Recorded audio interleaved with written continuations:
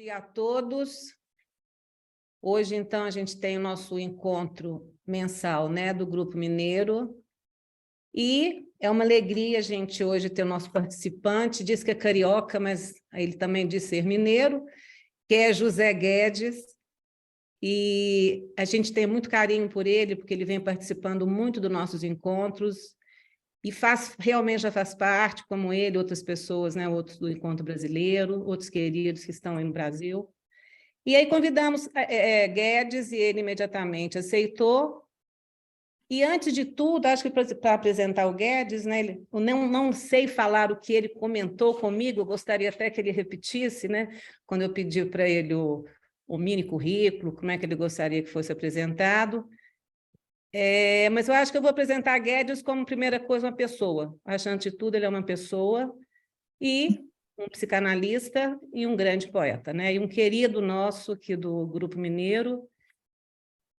E o tema, gente, o tema sempre fica livre, a gente deixa o participante escolher. E Guedes, agora, então, por favor, Guedes.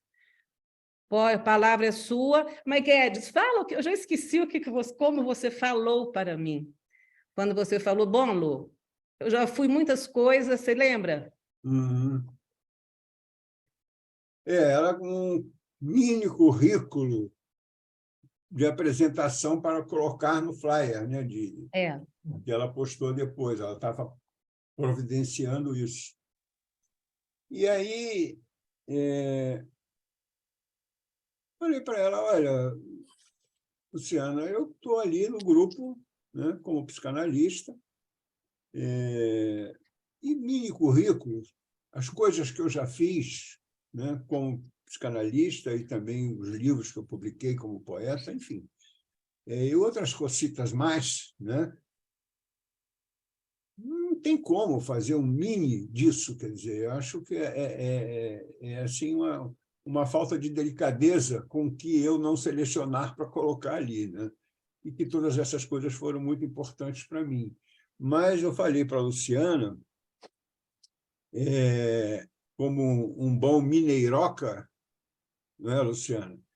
Que eu lembrei da figura querida que eu tive, o privilégio inenarrável assim, de conviver, pena que conviver não muito, mas convivi, com o mestre Darcy Ribeiro. E o Darcy Ribeiro, dentre as coisas geniais que ele falava, ele tinha uma frase que foi isso que eu falei para a Luciana. Olha, Luciana, eu vou colocar lá José Guedes, membro efetivo do Círculo Psicanalítico do Rio de Janeiro, e aí tem lá que o Círculo é filiado à Federação Internacional, papapá. Pronto, isso para falar do Círculo. Mas ela achou por bem também não colocar isso e botou lá só José Guedes, psicanalista, membro efetivo do Rio de Janeiro. É uma coisa que eu sou ainda, né? E aí eu lembrei do Darcy e falei, Luciana, Darcy Ribeiro, quem foi e hoje não é mais, é o mesmo que nunca ter sido. Eu gosto demais disso. Então ela me aprende como pessoa, sim, Luciana. Eu já fui uma pessoa, continuo sendo e espero continuar sendo. Aliás, é disso que nós vamos falar, né? Desse continuar sendo, desse devir, né? Desse porvir, né? Que, antes de mais nada, é isso, né? Nós somos seres humanos, independente do gênero, cor da pele, ideologia, enfim, classe social, somos seres humanos.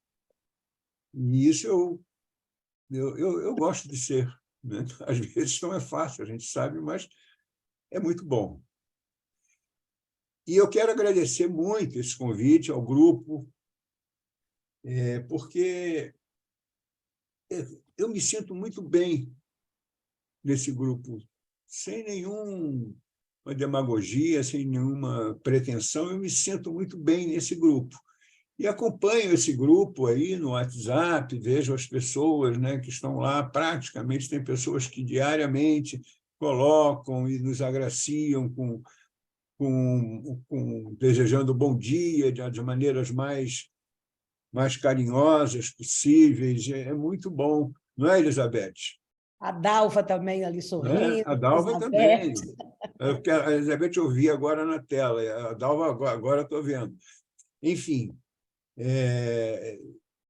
aí eu às vezes penso assim, vou confessar uma coisa para vocês, às vezes eu penso assim, mas isso é um grupo de psicanálise? Ou é uma confraria de amigos? Não é? Aí, foi assim, poxa, e daí? E que seja, se é isso, e que seja. Por que não? Não é? Porque eu sinto, olha, já percorri muitos grupos, muitos, e eu sinto nesse grupo uma questão assim que, para mim, é muito cara, e é dessa coisa da amizade mesmo, né? Da confraria mesmo de amigos, isso como base. Porque eu, esse tempo todo que eu estou participando desse grupo, nunca assisti, em nenhum momento, pode ter até havido, e eu nem ter percebido, mas a coisa da competição, um querendo derrubar o outro, superar o outro, enfim. Eu nunca assisti isso aqui. Eu acho que todas as pessoas aqui convergem para sustentar, sobretudo, essa amizade, que é isso que nos leva, né? Então, eu sinto dessa maneira. Então, é muito bom estar aqui. Né? É muito bom. Claro, Verdade, Guedes. narcisismo, Claro. todos nós temos que ter um pouquinho, porque também, senão, não estaríamos aqui, porque faz parte. Né? Agora, essa confraria me encanta. E eu agradeço muito Ô por ter Guedes, sido convidado para fazer parte. Pois esse não? grupo foi criado, você foi em cima. É uma das frases que eu uso muito para mim mesmo, e às vezes eu falo, é que quem gosta de poder não tem amigos, né? Então, realmente, você mata os amigos por causa do poder. Você passa por cima deles, né? Você vê isso na macropolítica aí toda hora e na micro também, e até no prédio que você trabalha é assim, né? O síndico, o seu vizinho, se alia ao síndico e não faz o que você está pedindo. Vivi isso agora, né? É impressionante. Então, a ideia era exatamente essa, era um grupo de amizade. Eu peguei as ideias do Oteral, que há um milênio atrás eu fui convidado para falar em São Paulo e fiquei fascinado com essa ideia, né, de que realmente era um grupo só movido por desejo interno de conviver, de ver, de aprender. Né? Não tínhamos. E isso aí eu devo ao Oteral, essa força, sabe? Essa criação dele, da ideia do grupo Winnicott não ter diretoria, não ter certificado, não ter nada disso. Ou seja, era só um encontro buscando conhecimento, né? Buscando convívio, porque hoje é muito mais importante a forma de relacionamento do que as teorias psicanalíticas. Né? O que o analista vê hoje? Como eu vejo o mundo e como eu me relaciono com o mundo. Você foi em cima, você acertou de cheio aí, não podia deixar de registrar isso. Foi isso mesmo. Aliás, a gente já aprende com você toda hora, meu amigo. E eu com vocês, com esse grupo. Então, Sérgio, em relação a isso, eu vou pegar aqui, inclusive, eu iria falar sobre isso mesmo lá para frente, mas eu vou aproveitar e vou antecipar, porque se encaixa muito dentro disso que você está falando, pegar uma carona no Jung, Carl Jung. Em relação a isso, e isso que o Jung diz, que você falou, Sérgio, serve para esse convívio aqui, entre amigos, serve para qualquer tipo de relação, para a relação mãe e filho, pai e filho, marido e mulher, companheiro e companheira, enfim, disseminando a isso, diversificando em termos de a diversidade de gêneros mesmo, né? Qualquer tipo de relação, isso que o Jung falou e que o Sérgio pontuou aí, é fundamental. Onde existe o amor, não há poder. Quer dizer, uma relação de casal, a gente vê muito isso, né? Muito isso, quer dizer, é profícua a relação quando ela é horizontal, né? Ninguém aqui é superior a ninguém, né? Porque tem isso, né? Às vezes, só porque você é uma pessoa intelectual e a sua companheira não é, ou o seu companheiro não é, entende? Você tripudia, impõe esse seu lugar do saber, né? Como um lugar da superioridade. Isso desumaniza a relação, tira da horizontalidade, isso é ausência de amor. Onde existe amor, isso é absolutamente desnecessário, não faz parte, né? Quer dizer, então, eu acho que se eu toquei aí nesse ponto em relação a esse grupo, é porque eu sinto isso dessa maneira aqui mesmo, Sérgio. E isso é muito bom, então faz bem estar aqui. Faz bem estar aqui. Ninguém está aqui competindo com ninguém. E há, ao mesmo tempo, há um respeito de todos por todos. Quer dizer, isso é uma coisa rara de a gente encontrar aí pelos grupos. Quem transita aí pelos grupos sabe disso. E vocês cultivam isso naturalmente. Naturalmente. Eu acho que essa coisa talvez tenha a ver com a cultura mineira mesmo. Ontem eu comentava isso com a Luciana, né, que tem uma coisa da mineiridade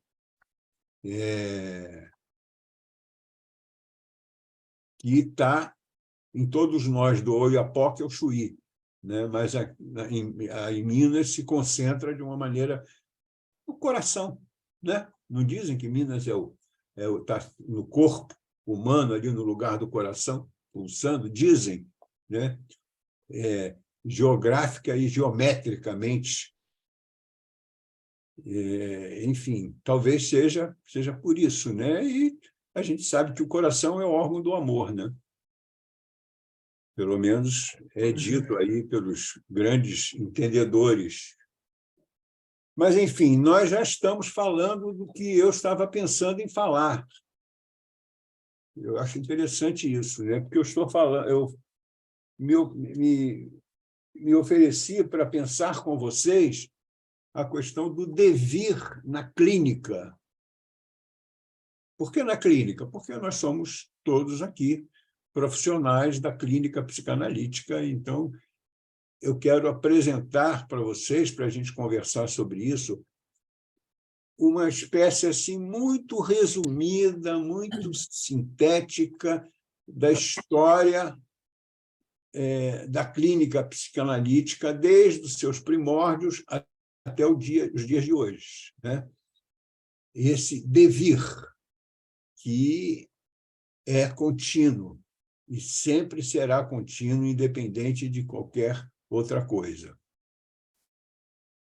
Então, voltando ao início, né, lá quando foi considerada a psicanálise, existe, está lá na interpretação dos sonhos do Freud, ali inaugurou-se, né, a psicanálise, e a clínica foi montada a partir dos conhecimentos do Freud, das experiências que o Freud teve, primeiro com Breuer, a questão da hipnose, depois ele passa para a associação livre, enfim, não vamos entrar nesses detalhes, mas vamos falar do devir, já começa aí um devir, né?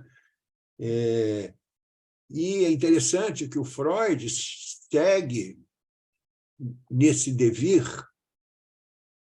Aí entra Klein, entra Anna Freud, que são duas forças também, né, ligadas aí ao freudismo, digamos assim, diretamente desde o início. Mas são outras maneiras de pensar, mas também nesse devir. E o Freud antes de terminar a vida dele aqui na Terra,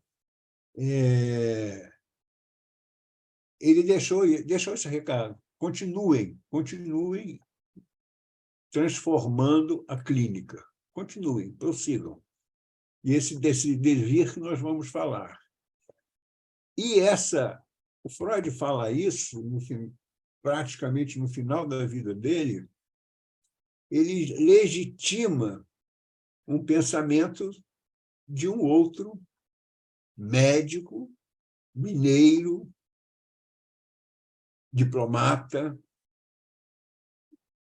querido e inalcançável Guimarães Rosa, né? Que realmente chega a assustar a potência do pensamento e do sentimento do Rosa, né? Por tudo que ele fez, não só no que ele escreveu, no que ele deixou como legado, como ele fez durante a Segunda Guerra pelo povo judeu, enfim.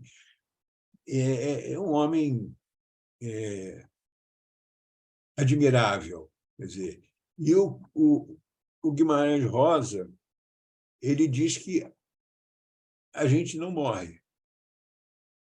Quer dizer, a gente fica encantado, né? A gente deixa de viver, né? Mas não morre, fica encantado. O Freud não morreu, nós estamos aqui falando do Freud, né? E não vai morrer nunca. Não vai. Encantou-se, pronto. Não tem jeito, não tem como matar uma coisa encantada. Então, nesse devir, estamos falando lá do início da clínica, né? Lembremos que a psicanálise começou a se desenvolver num século terrível, de muita violência, de muita agressividade entre os homens. Estava no meio das descobertas freudianas, que era a base, né, do pensamento psicanalítico, duas grandes guerras mundiais, a de 14, né, e a Segunda Grande Guerra, com direito a um holocausto, né, o horror que foi o holocausto, a bomba atômica, né? Então, o nome chegando no alto.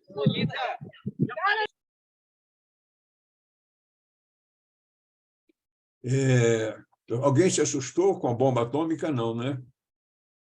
Porque teve um falatório, cara, fala em bomba atômica, alguém se assustou, mas é para se assustar mesmo, né?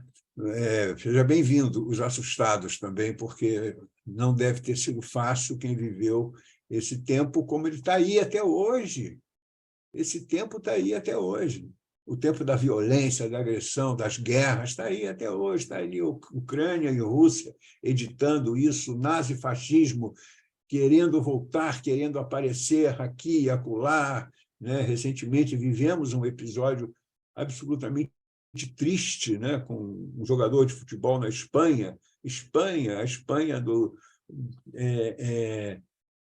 que teve lá a Espanha franquista, que ainda existe, como existe Portugal salazarista, como existe a Alemanha hitlerista, como existe a Itália mussolinista, isso está tudo lá. Você vê que nesses países, principalmente, eles estão se manifestando em outros países também. Aqui também nós tivemos uma tendência a namorar essa história trágica da humanidade e estamos escapando, né? Mas não acabou, porque não vai acabar, isso vai estar sempre presente, nós vamos ter que conviver com isso o resto das nossas vidas, não se iludam, não se iludam. Então, é uma luta nossa diária para enfrentar esse horror que somos nós, os seres humanos, né? Porque são seres humanos, né? É inacreditável, mas são seres humanos. Então, a psicanálise está no início vivendo todos esses momentos, né? Todos esses momentos.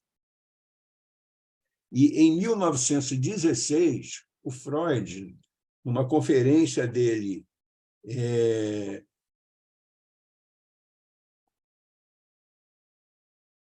ele fala sobre numa conferência que ele fez, que ele chamou de conferências introdutórias, lá em 16, ele advertiu: a primeira dificuldade é inerente ao ensino da psicanálise.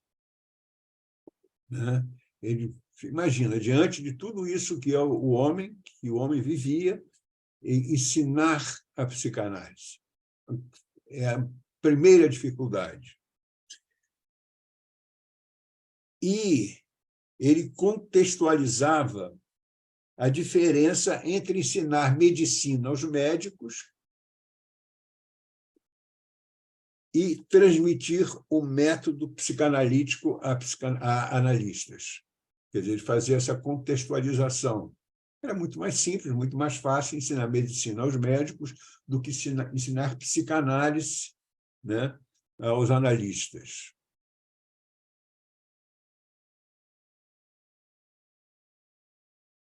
Enfim, ele fala de método, esse método de ensino, né?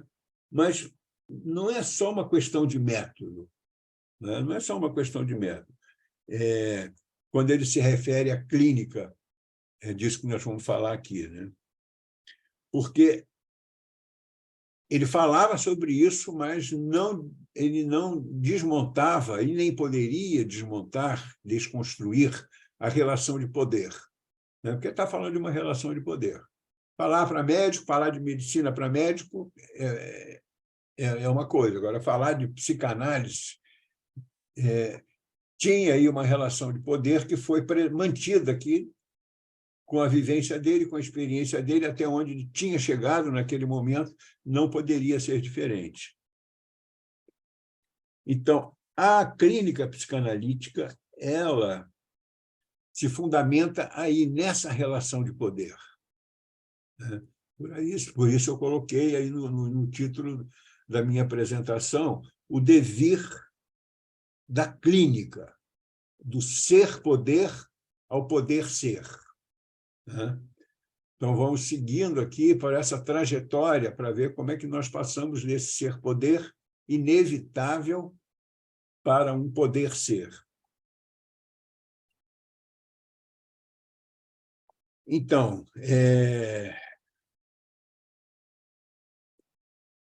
foi criada lá no início, né, para a formação, foi criada a chamada análise didática, né, com a ilusão, na época, que procedia, em função de tudo que nós já falamos, não poderia ser diferente, a ilusão que alguém ia aprender a ser analista fazendo análise. Análise didática, né? Na época, era absolutamente plausível isso, porque as coisas estavam ali nessa relação de poder, que vem lá da ideologia médica, né, positivista, né? Um ensina, o outro aprende, um ensina, o outro aprende, e a relação analítica ela só poderia ter se constituído dessa maneira, na época em que surgiu o início do tratamento analítico, e precisava formar profissionais, né, para dar continuidade a isso. Como formar? Então, pensou-se na análise didática.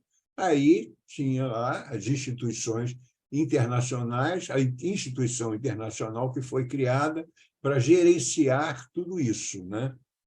Gerenciar tudo isso com esse cuidado de manter essa ideologia, né? E não poderia ser de outra maneira na época que a gente vivia, do jeito que tudo estava sendo colocado, né, pelo mestre Freud desde o início. Então, essa formação clínica ortodoxa, né, ela acabou normatizando a análise didática dentro das instituições. Foi normatizado com a instituição maior que regia as instituições que estavam sendo criadas, né, nos países, na Europa, basicamente, né, e isso veio chegar para nós aqui na metade do século, né, passado. E essa reprodução em cadeia dos analistas em formação levou o Althusser, né, que era um filósofo proeminente na época,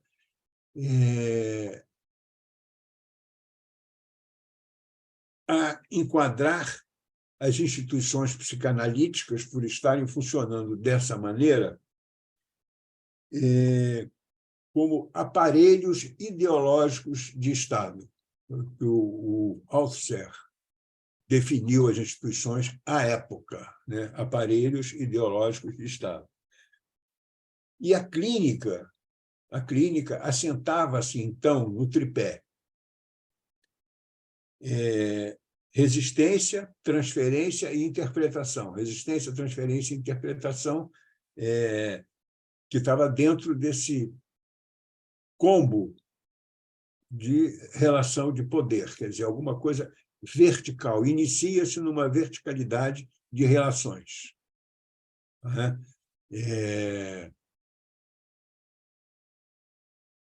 Como nós falávamos aqui antes, né, o Sérgio pontuou isso, essa questão do poder estava lá presente, né? Estava lá presente. Volto a repetir, não poderia ser de outra maneira dentro de tudo que nós estamos falando. Agora, essa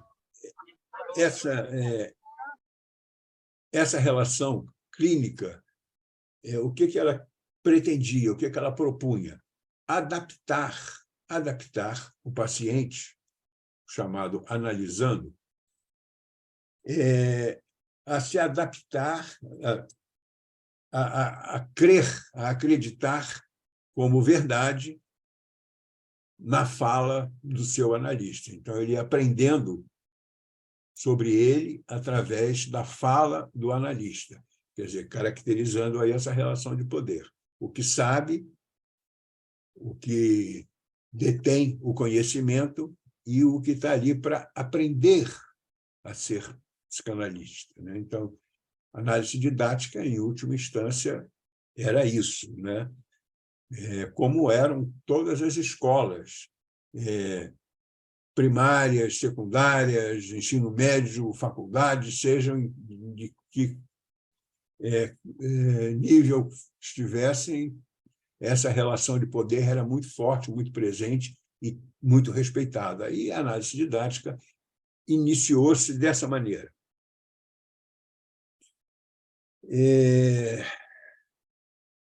E o Carlos Plastino, que é um colega nosso aqui no Rio, não sei se vocês conhecem, ele é argentino, mas vive há anos aqui no Rio, é um estudiosíssimo do Freud, muito estudioso, muito conhecedor da obra do Freud, muito conhecedor de tudo isso que nós estamos falando, e muito conhecedor do Winnicott também, para onde nós estamos caminhando e onde estamos, né? O Carlos Plastino, num artigo dele, ele colocou: para que a escuta seja realmente aberta à singularidade do paciente, a teoria não pode ser confundida como um código de interpretação prêt-à-porter, né? Quer dizer, ele não descarta a importância da teoria, mas ele chama atenção para isso, que isso tira a singularidade do paciente que está ali conosco, né? Porque ele tem que se adaptar ao discurso do seu analista. Isso é interessante porque, na época, lá na década de 70, né, eu convivi com isso e achava interessante. Tinha muitas pessoas em análise, com grandes analistas respeitadíssimos, e você ia conversar com elas, elas sabiam tudo sobre si. Elas falavam de tudo sobre elas, né? Da sua psicologia, das suas emoções, sabiam tudo. E não mudavam nada. Estava tudo bem sabido, muito bem aprendido, muito bem decorado, mas... né? Claro, isso teve seu lugar, teve sua hora, teve a sua importância, mas nascia numa relação de poder, né? Era o ser-poder, até para poder se implantar, porque é assim que as coisas acontecem, né? Mas, enfim, temos que lembrar que foi assim. Eu entendo que o nosso edifício teórico ele filtra-se em cada um de nós e nos coloca frente ao outro, ávido por soluções. De que maneira nós vamos levar o outro a encontrar essas soluções pelas quais eles são ávidos. Essa maneira que eu estou falando era uma maneira, né? Mas eles aprendiam, mas não sabia. Não mudava nada, continuava sendo o que sempre foi. Então, a aplicação da nossa racionalidade teórica, ela nos aprisiona, nós analistas, mais do que nos liberta, com o estabelecimento dessa relação de poder, que nós também ficamos aprisionados a isso. Somos aprisionadores e também ficamos aprisionados a essa relação de poder.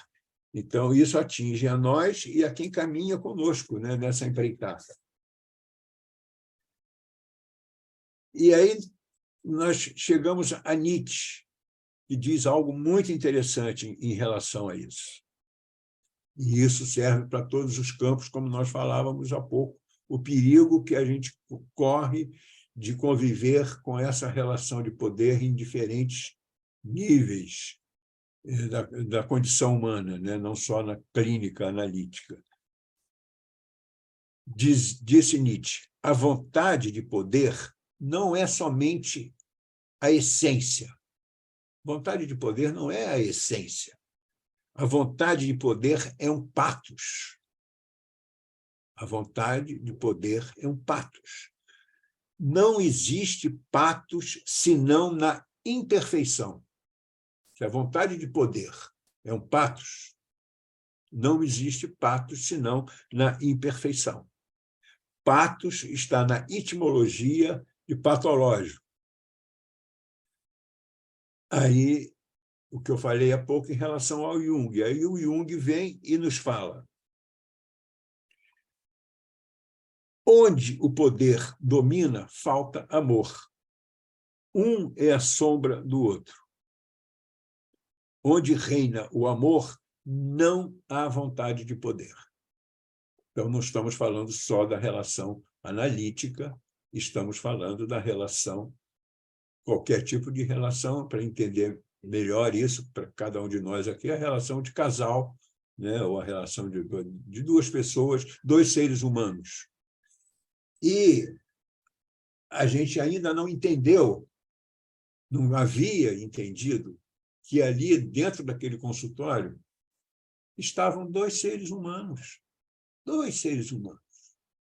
Independente de qualquer outra coisa, eram dois seres humanos. E um agravante disso é que, naquela época, essas instituições psicanalíticas elas indicavam com quem o candidato ia fazer a sua análise didática. Você pode casar com quem você quiser, contanto que seja com o Manuel. E aí indicavam lá o Manuel para analista, e para você fazer a sua formação, você tinha que submeter ao analista de data. Mas não era o candidato, o paciente que escolhia, não? Não, ele era... Vamos chegar lá. Não era. Ele era indicado. O analista é isso nos primórdios, né? Na análise clássica. Eu vou dizer para você, Luciana, que, no meu caso, Na instituição, falando um pouco do círculo, o Otacílio está aí, que não vai me deixar mentir sozinho. No caso do círculo, isso não existia, e nós podíamos escolher o analista com quem nós queríamos, e o reconhecimento é pela importância da pessoa escolhida. E a minha escolha da minha análise pessoal, né, que eu nunca pensei que seria didática, mas era uma análise pessoal. Eu precisava me tratar para poder tratar de quem me procurasse, né? E foi muito interessante, que eu convivia nesse meio, tinha muitas informações, convivia com analistas de datas assim, muito interessantes, pessoas muito interessantes, mas que, na função, né, ele tinha que cumprir ali aquela cartilha, enfim. Isso lá nos tempos clássicos. Vou contar para vocês essa curiosidade. Eu fui uma vez assistir uma conferência no MAN, na Cinemateca do MAN. Cinemateca do MAN, quem conhece aqui no Rio, na entrada tem um pátio enorme, onde montaram ali uma banca, e um analista lá da SPRJ, né, ligado à IPA, né, dessas instituições, o Ivan Ribeiro. Ele foi fazer uma palestra e à mesa, para comentar, estava um outro analista muito amigo do Ivan Ribeiro, trabalhavam juntos, tinham consultórios vizinhos no mesmo prédio e uma secretária comum. Era o Hélio Tulipão, o Hélio Pellegrino e o Ivan Ribeiro, os três, 3 salas, mas com uma secretária comum, com salas contíguas no mesmo andar. E eles eram muito amigos, desde o início trabalhavam juntos e tal. Então, o Ivan, quando acabou de apresentar, eu estou assistindo. E com essa coisa rondando, assim, né? Pensando em que analista escolher para fazer a minha análise. Aí o Ivan, quando acabou de apresentar o trabalho, o Hélio Pellegrino, não sei se quem conheceu o Hélio Pellegrino é uma pessoa de uma inteligência extraordinária, brilhante, né? E ele pegou o trabalho do Ivan tinha acabado de apresentar e disse coisas incríveis, assim, super interessantes, intelectualizadíssimas. E aí, quando o Hélio acabou de comentar o trabalho do Ivan Ribeiro, voltou a palavra para o Ivan tecer algum comentário para abrir a discussão para a plateia. Aconteceu uma coisa muito louca. Eu era parte dessa plateia. Aconteceu uma coisa muito louca. Quando o Hélio passou a palavra para o Ivan levantou-se, pegou lá as folhinhas dele, bateu assim, botou dentro da pasta que ele tinha trazido, botou a pasta embaixo do braço e falou: eu preciso ir para casa para tentar descobrir onde é que estão essas coisas todas que o Hélio falou. Eu estou impressionadíssimo, eu quero descobrir onde é que isso está aqui no meu trabalho. Eu não sabia disso, preciso... É urgente, vocês me desculpem, eu não vou ficar por debate, porque eu não vou saber debater. Eu vou para casa para aprender com o Hélio o que ele disse do que eu tinha escrito. E levantou-se, botou a pastinha embaixo do braço e foi embora. Eu falei, porra, esse é o cara. Esse é o cara. Esse é o cara. E o trabalho dele foi belíssimo, né? Bom, e aí fui fazer a minha análise com ele. E depois, até no final da análise, nos tornamos amigos, e frequentava a casa dele, ele a minha casa, mas isso lá para diante eu vou falar disso depois do poder ser. Bom,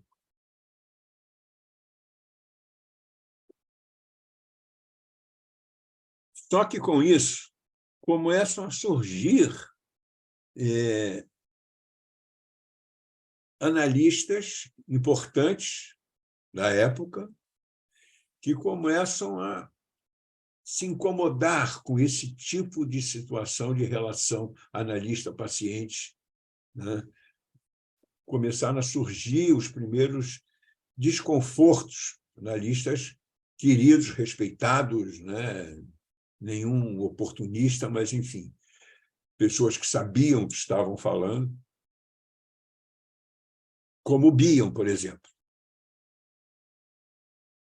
E aí diz o Bion, em relação a isso: ninguém pode dizer, isso serve para tudo nas relações humanas, ninguém pode dizer como você deve viver sua vida, ou o que você deve pensar, ou que língua deve falar.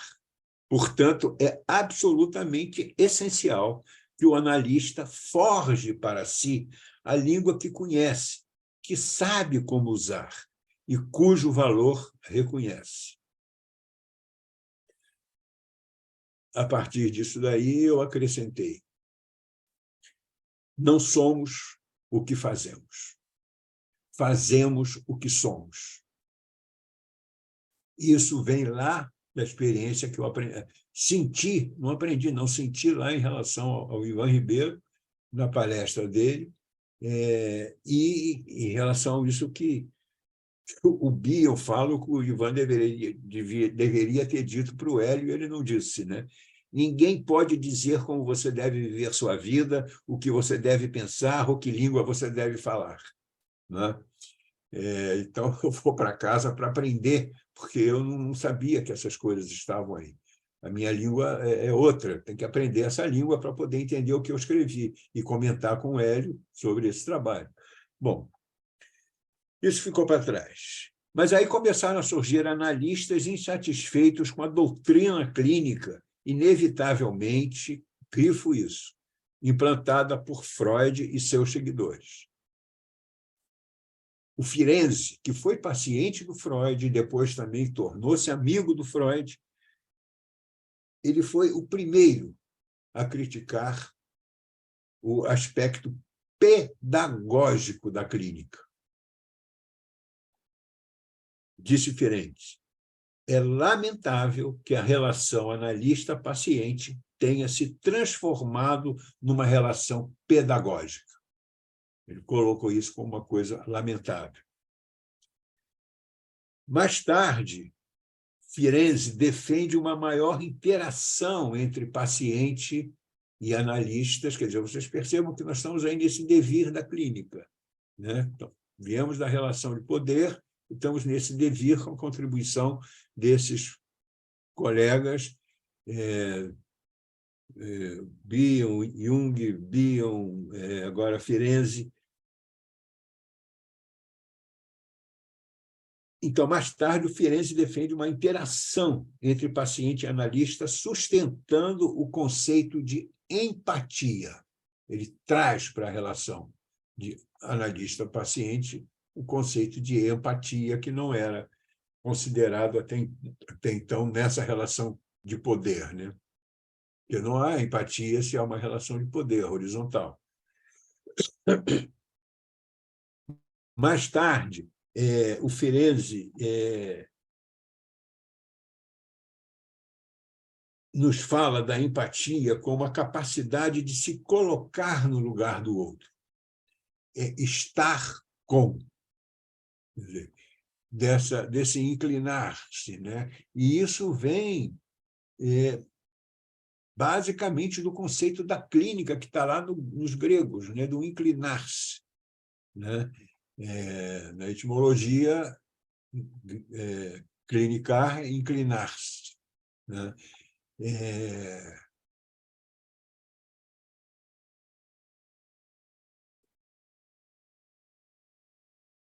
Bom, a partir da contribuição do Firenze, falando da importância da empatia, do estar com, outros eminentes psicanalistas contemporâneos do mestre Freud começaram também a traçar seus rabiscos em relação à nossa prática clínica. Começaram lá suas opiniões, e isso mexeu né, com a clínica nesse devir, o que é ótimo, né? Que as coisas não são estanques e continuarão não sendo, né? Como eu falei em relação à roda. Não adianta inventar a roda, adianta mostrar que ela é capaz de rodar. O Freud, ele não só inventou a roda, como ele falou, olha, a roda vai rodar, né? Não inventei a roda, essa grande descoberta que foi o inconsciente, né?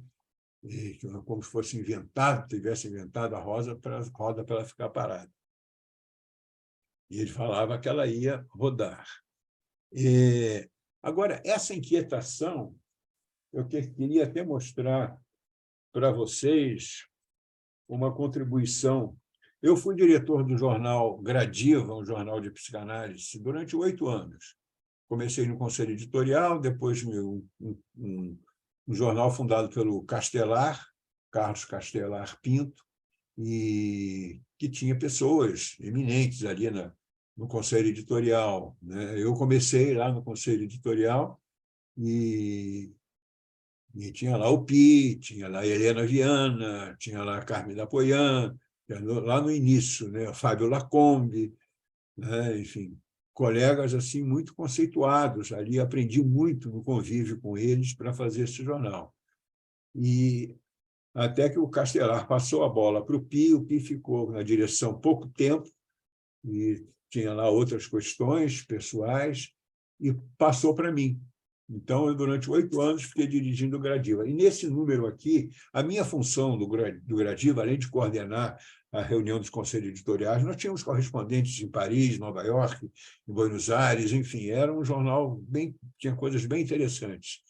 E aprendi muito na direção desse jornal, aprendi muito com os colegas, com as coisas que eu li, que escreveram, as contribuições vindas de todos os lugares em relação muito a essa questão que era muito pertinente na época. Nesse número, que foi de abril a setembro, eram três números por ano, de 1993, esse número aqui, olha, tem uma entrevista ótima com o Shebab. Shebab é um queridíssimo analista, enfim, que era lá da Rio de Janeiro também, muito ligado ao Fábio, muito ligado ao Joel Birman, muito ligado quando houve aquela dissidência, ele estava ali, ele deu uma mineirada ali, ao Aéreo Pellegrino, mas ele não abandonou o barco, ele ficou ali tentando segurar as pontas. Eu aprendi muito com o Shebab, muito. E o meu trabalho, além de coordenar esse conselho editorial, era de escrever o editorial de cada número. Durante 8 anos, eu escrevi os editoriais. E, nesse número, que o Shebab, nessa entrevista, o título da entrevista que o Shebab deu, lá em 1993, lá se vão 30 anos, o título da entrevista foi O Inconsciente Enlatado. Quer dizer, o Inconsciente Enlatado. Belíssima entrevista. E o editorial eu escrevi: formação igual a forma versus ação. Quer dizer, forma versus ação. Quer dizer, a forma dificultando a livre ação, a livre espontaneidade, a singularidade do analista que estava nesse tipo de formação.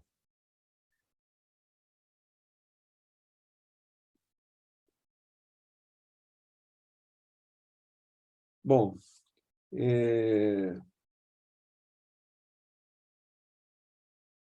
então, aqui eu critico, essa eu não vou ler, não, porque senão vamos perder muito tempo. Eu critico essa rigidez, né? Eu sou até cruel nessa crítica.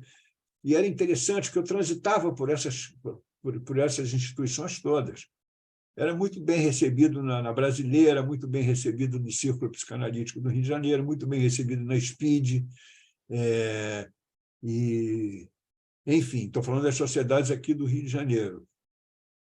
A relação com o Círculo de Belo Horizonte era a distância, era muito, muito pouca.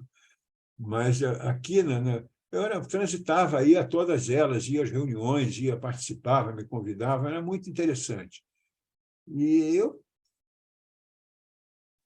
chamei isso da rigidez cadavérica, da formação analítica daquela época, né? Quer dizer, é um termo forte, né, que eu usei e não me criou problema nenhum com ninguém. A história seguiu, a roda continuou girando, as pessoas começaram a prestar atenção nisso, né, nessas transformações. E aí eu sugiro, inclusive, aqui, no final, se abrirmos as janelas de nossos castelos, porque estávamos todos encastelados, aí eu escrevo aqui, se abrirmos as janelas de nossos castelos, talvez de cartas, entre parênteses,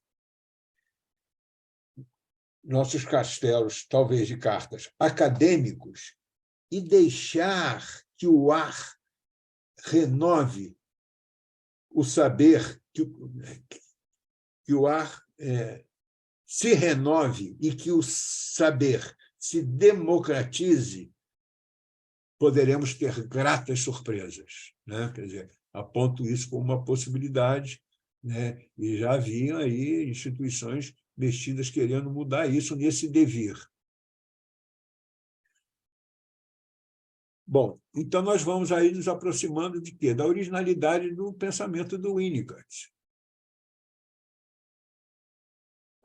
A partir dessas citações que eu fiz, de outros, principalmente do Ferenczi, né, que, por ser amigo do Freud, discípulo dele, paciente dele, foi o primeiro, deu o pontapé inicial para começar esse jogo, né? E hoje está aí muito presente. O Winnicott está aí, o Ferenczi está seguindo em frente. O pensamento do Ferenczi está seguindo em frente. Quer dizer, não vamos também nos cristalizarmos aqui em relação ao pensamento do Winnicott, não, sem tirar a importância dele. Bom, mas como é um grupo de Winnicott, vamos falar disso, né? Assim, vamos nos aproximando da originalidade do pensamento de Winnicott e de sua clínica. Claro que podemos dizer que o Winnicott banhou-se nas águas, mas reverenciando nessas águas, né, que nós estamos falando, e sempre reverenciando o pensamento do mestre Freud. Aí reside a originalidade do pensamento do Winnicott. Ele navega por águas. Navegar pelas águas do pensamento de Winnicott é como navegar por mares já de há muito navegados. E nos darmos conta, por exemplo, que cada ilha avistada, cada rochedo, cada peixe que nada, cada golfinho que salta nesse nosso navegar, tudo isso já estava lá para ser descoberto por nós. Quer dizer, isso é uma parte da clínica do Winnicott. E por que a originalidade do pensamento do Winnicott? Porque ele seguiu a tradição do pensamento do Freud. O Winnicott defendia essa ideia, né? Só podemos ser originais seguindo a tradição, né? Enfim, é o devir, é a continuidade de tudo nessa vida.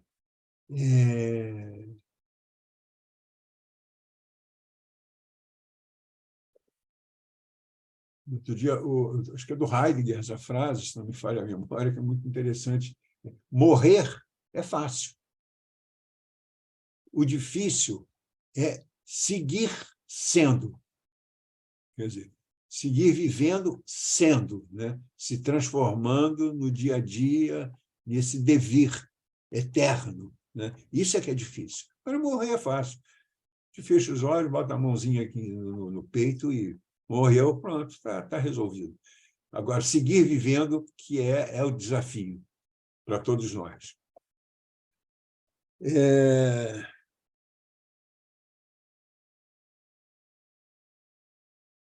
Então, nessa navegação aí dos mares, nas águas winnicottianas, nós só podemos nos servir da bússola nesse navegar e da estrela guia, que é o pensamento do Winnicott na clínica, né?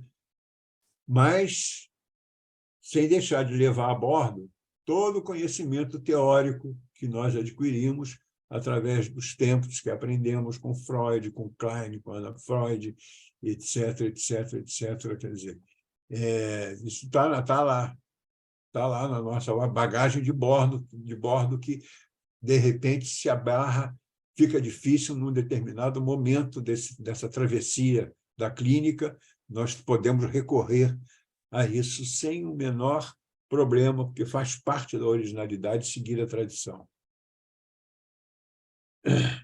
Porque para o Winnicott, o destino dessa viagem não é a cura.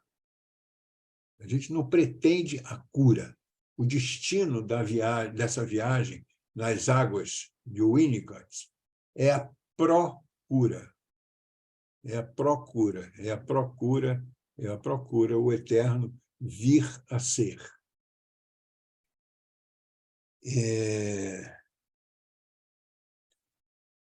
E o ponto de chegada, que não, o Winnicott nunca chamou de cura, ele chamou do ponto de chegada, ele vai ser compartilhado para ambos nessa caminhada, nessa viagem, né? Vão compartilhar esse ponto de chegada. E até uma hora em que o paciente vai dizer, olha, eu estou satisfeito, e o Winnicott sugere que o analista, nessa hora, não refute, não interprete, não, ele está querendo ver o mundo lá fora. Tem que é viver a realidade, é sair daquele consultório, parar de ir ali 2, 3, 4 vezes por semana, e viver a realidade. Se sente instrumentalizado para isso, e é um direito dele enquanto paciente. E aí ele não esquece o analista. Ele coloca o analista, nessa hora, nesse momento, no lugar do objeto tradicional, que o Winnicott vai falar da importância dele para o bebê ao nascer, né?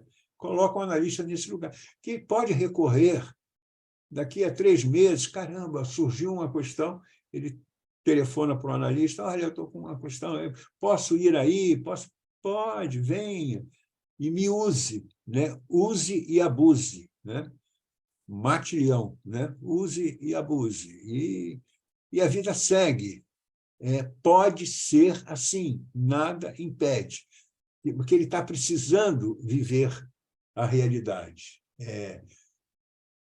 O Woody Allen tem uma frase, não me lembro em que filme foi isso dele. O Woody Allen é genial, né? 17 anos de psicanálise, enfim.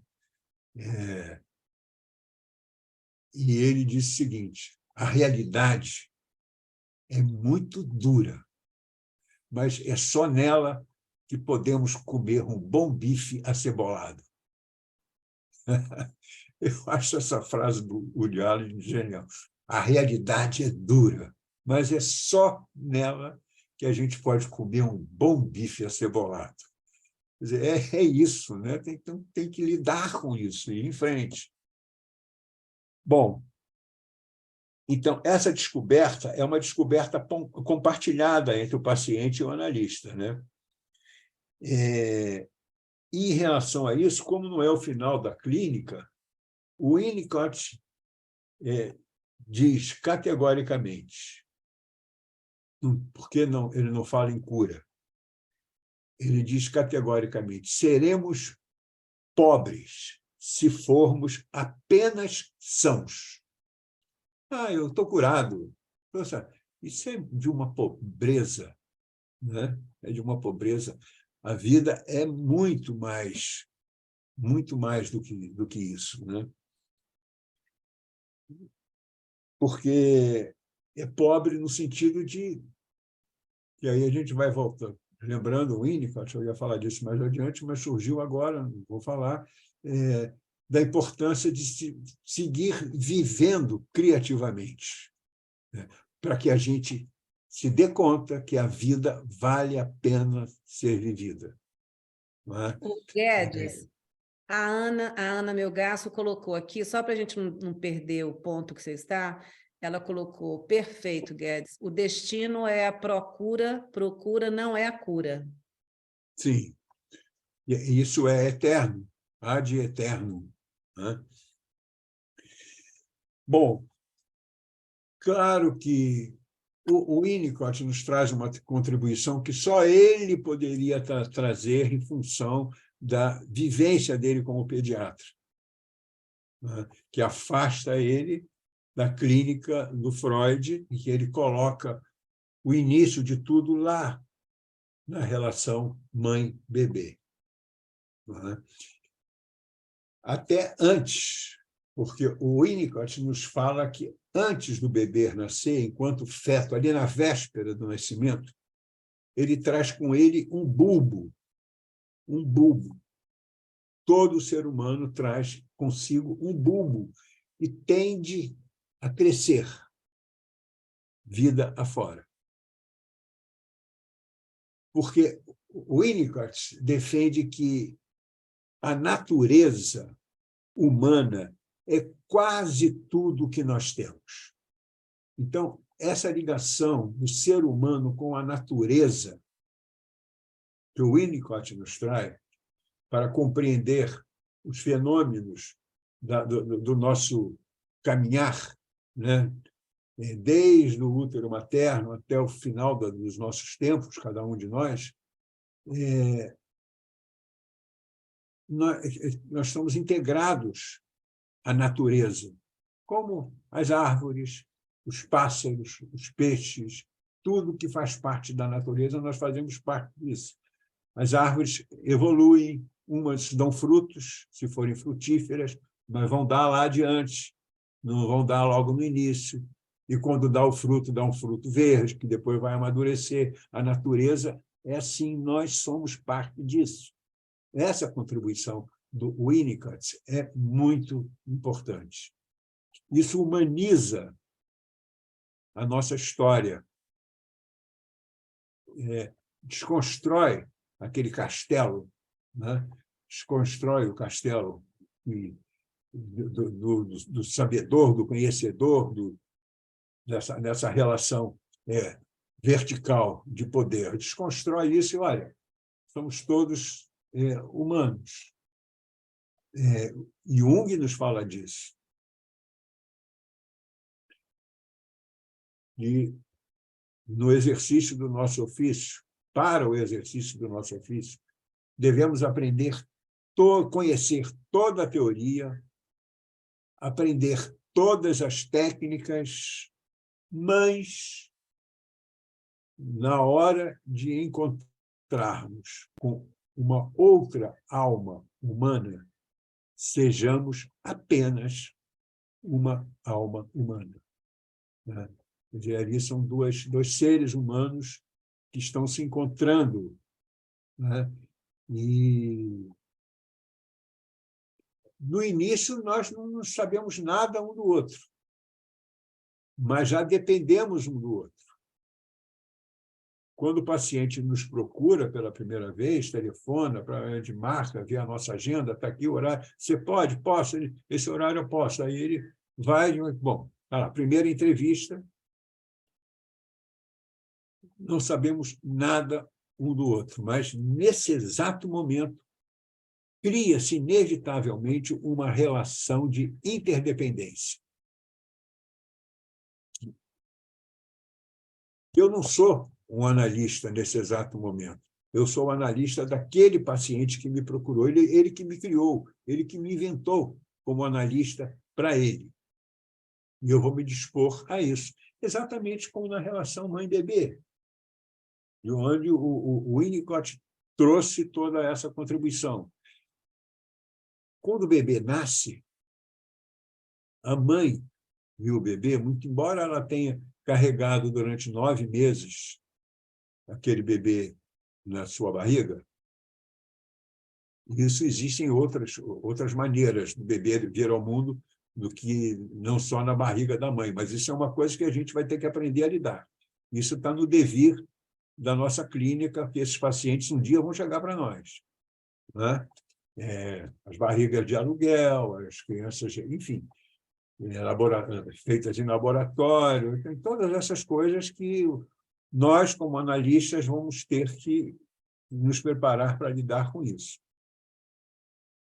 Mas, até agora, até o Winnicott, quando o bebê nasce, a mãe e o bebê, eles nada sabem um do outro, mas para que essa relação seja legítima, tem que haver uma interdependência. O bebê inventa a mãe e a mãe inventa aquele bebê. Aí começam a se conhecer, né? Da mesma maneira como na relação clínica, à luz da clínica do Winnicott.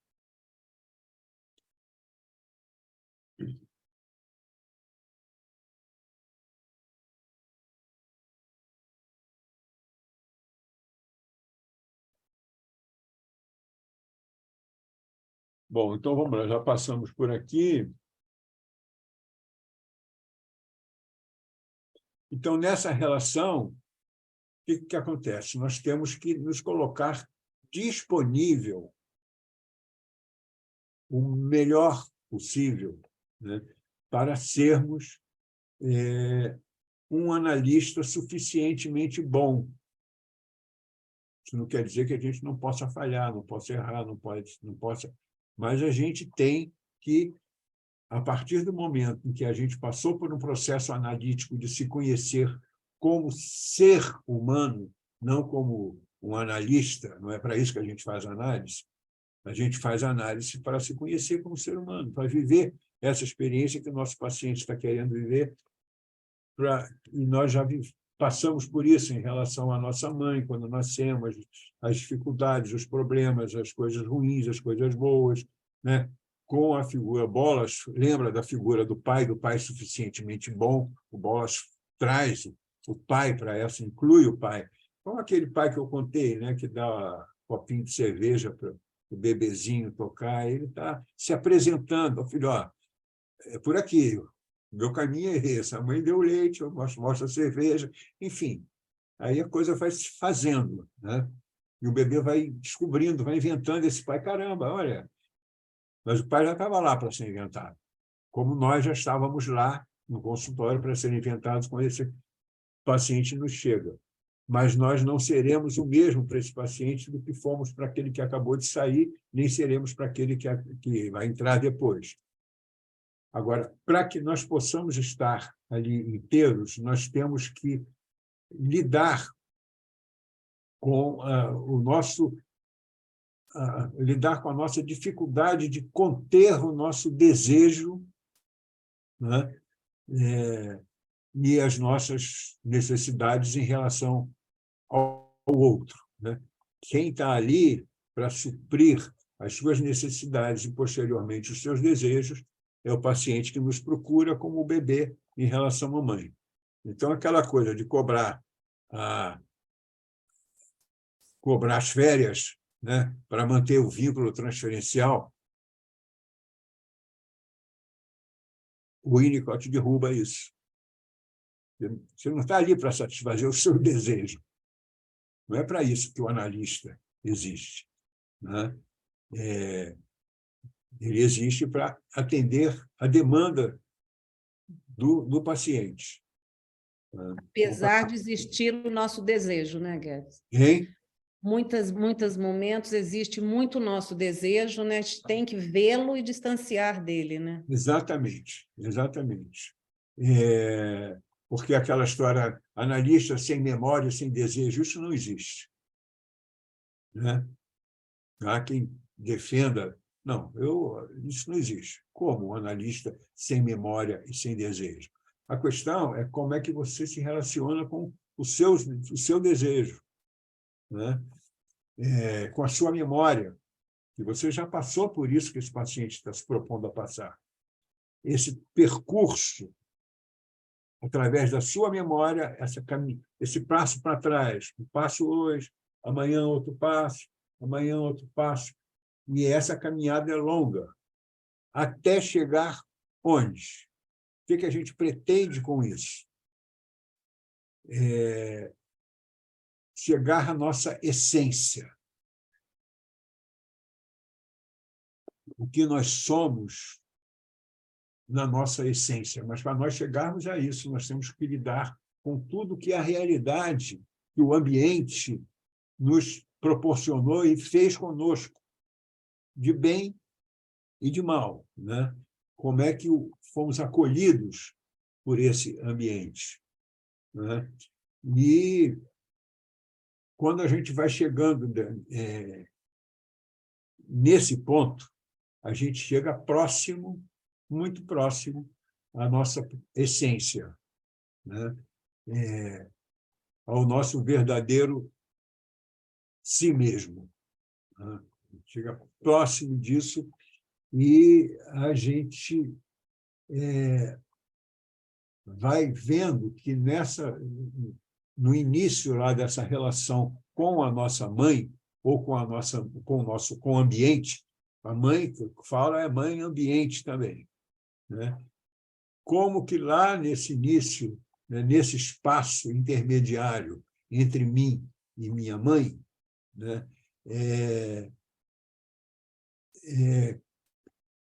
como que nesse espaço intermediário que o Winnicott considera um espaço potencial, né, é ali o que você vai criar, né? Você começa a criar a mãe, a criar o ambiente, a criar, quer dizer, e aí você está na essência do seu ser, quer dizer, aí você vai recuperando essa possibilidade de você viver criativamente. Não é diferente da criação, diferente do que o Freud e a Klein falavam da sublimação em relação à arte, quer dizer, diferentemente disso, quer dizer, o viver criativamente. E é isso que vai nos trazer a sensação que a vida vale a pena ser vivida, né? Então, aí que a gente se sente possivelmente satisfeito e vai querer ir viver essa vida depois de ter feito esse percurso. Então, tem um livro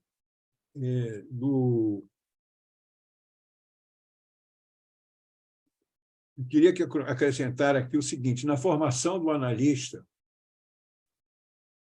é da maior importância que o analista acrescente no seu cardápio de conhecimento, não só o conhecimento teórico das técnicas, como eu falei anteriormente, mas o conhecimento do ser humano através da arte, né? E aí, por isso, é importante a literatura, no lato sensu, o cinema, o teatro, a pintura, a escultura, quer dizer, como é que as coisas se manifestam através do artista na sua criatividade, acrescentar isso no seu cardápio, né? E não só ler os grandes autores, como Freud leu muito Shakespeare, como o Winnicott era fã de Shakespeare, né?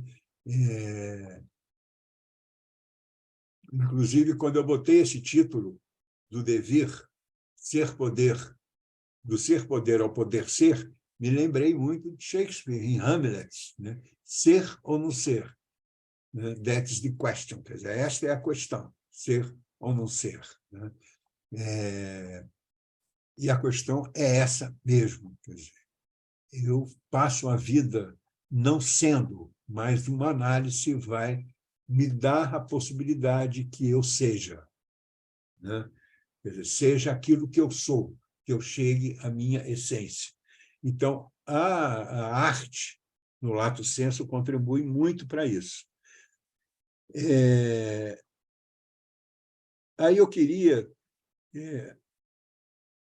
O Freud ganhou o prêmio Goethe de literatura. Ele escrevia muito bem. O Winnicott, um grande poeta, tinha belíssimas poesias, fez uma poesia para o pai dele, muito embora ele não fale do pai na obra, ele fez uma poesia para o pai, porque ele achava o pai uma figura, um cara importante, eminente, um político, mas como ser humano ele não correspondia, né? Já a mãe não, a mãe dele teve uma importância muito grande para ele, muito embora ela fosse uma pessoa muito complicada. Bom, certo, não vou entrar aí no mérito, porque senão a gente se perde muito. Então, em relação a isso, no livro Paixão e Criatividade, como o Sérgio lembrou aí do nosso saudoso Oteiral, Paixão e Criatividade, um livro escrito pelo Oteiral e pela Luísa Moura, eles nos apontam. A obra de arte as obras de arte, elas nos capturam, porque elas nos falam de nós mesmos. Quer dizer, quando ela fala de nós mesmos, ela nos captura, né? E é interessante, tem obras de arte que você olha, você não... Tem uma outra que o Joãozinho aqui não gostou, mas, pô, eu gostei daquele trabalho, porque me capturou, por onde me pegou, por onde me... Né? E nessa linha,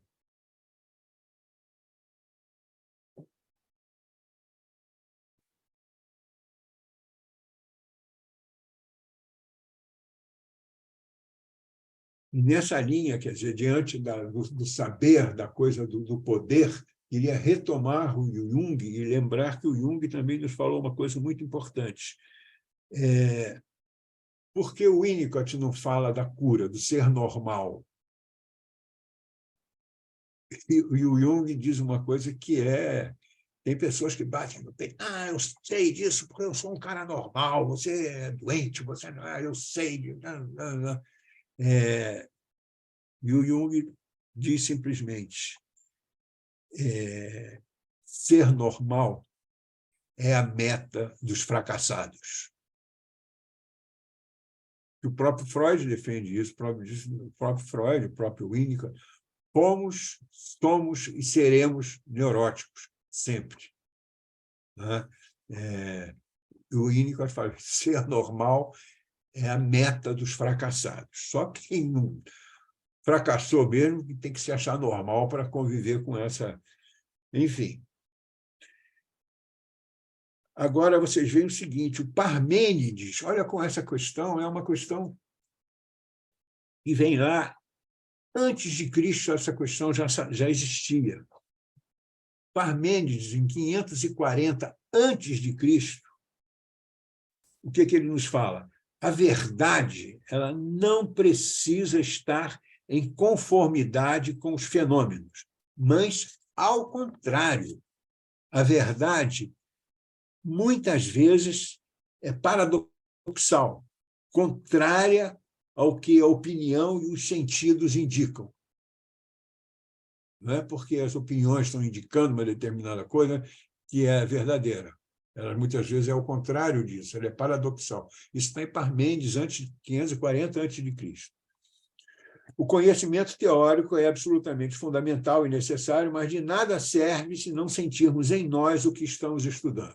Isso é uma outra coisa que a gente vê da importância da obra do Winnicott. Que a obra do Winnicott, você estuda o Winnicott, nossa, pelo menos quem se identifica, por tudo que nós falamos, sente que, caramba, é tão simples, né? Isso está falando de mim.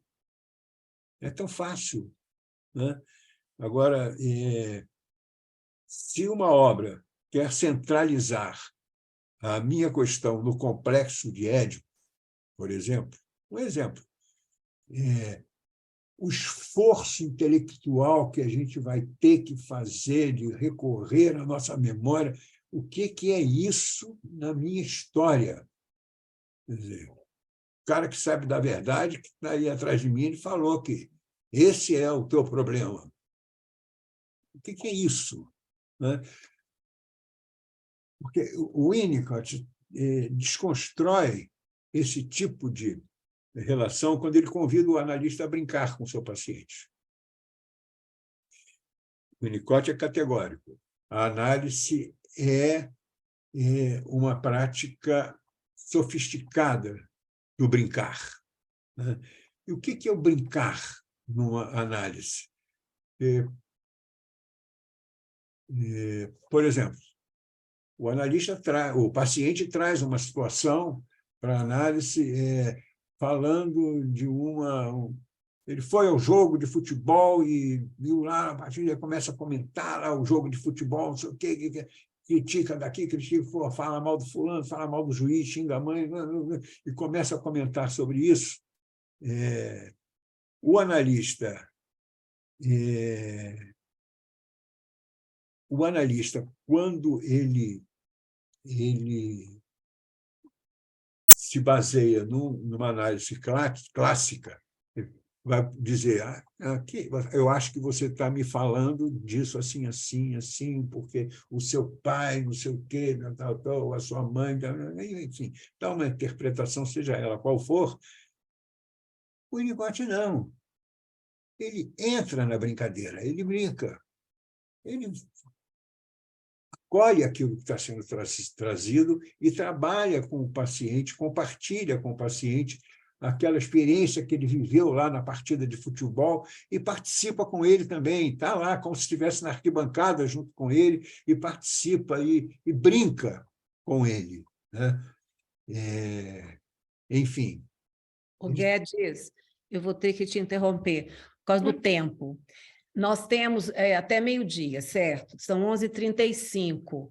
Então, só para a gente ter o tempo depois, né, para as pessoas também poderem falar, veja se consegue uns 10 minutos para você... Eu vou dar uma acelerada aqui, porque eu queria falar, lembrar, evidentemente, que quando eu falo da coisa da arte, né, podemos deixar de falar da nossa querida e saudosa Edna Villette, que ela caracterizou isso.